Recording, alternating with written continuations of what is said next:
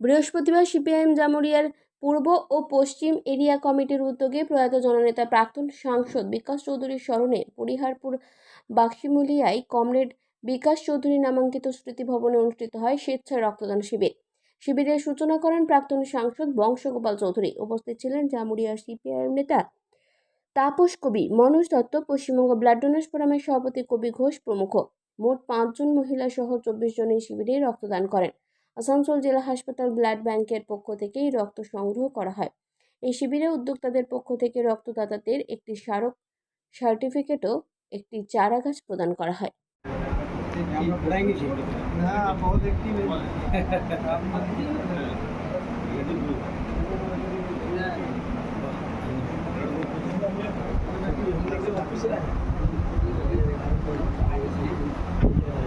जानते हैं ना, ये हर मीटिंग छोड़ के कुछ हो जाए हम देखेंगे अब ना हो ज़्यादा ना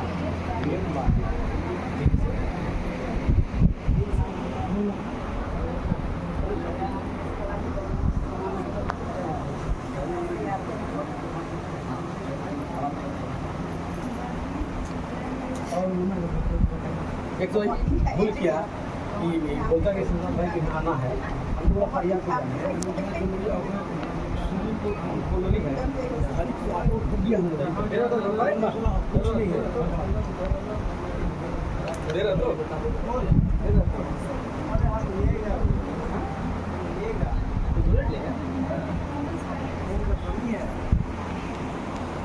ডাইরেকশন তোমাকে করতে হবে, সেটা পরের কথা। কিন্তু উনি যেটা করতেন পাড়ায় পাড়ায় গিয়ে, এই যে রেশন ব্যবস্থা, এই যেখানে আজকে ভয়ঙ্কর মানুষের সর্বনাশ করেছে এই রাজ্যে, এখানকার রেশন ব্যবস্থাকে শক্তিশালী করেছিলেন বিকাশ চৌধুরী।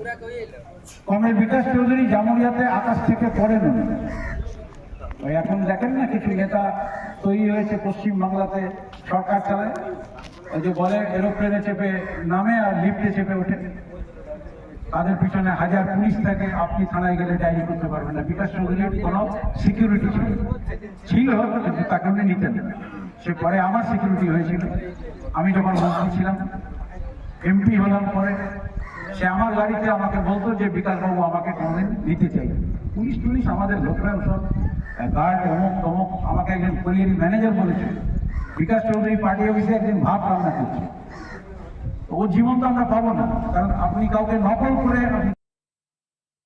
জামুরিয়া থেকে সঞ্জয় যাদবের রিপোর্ট, 99 নিউজ বাংলা।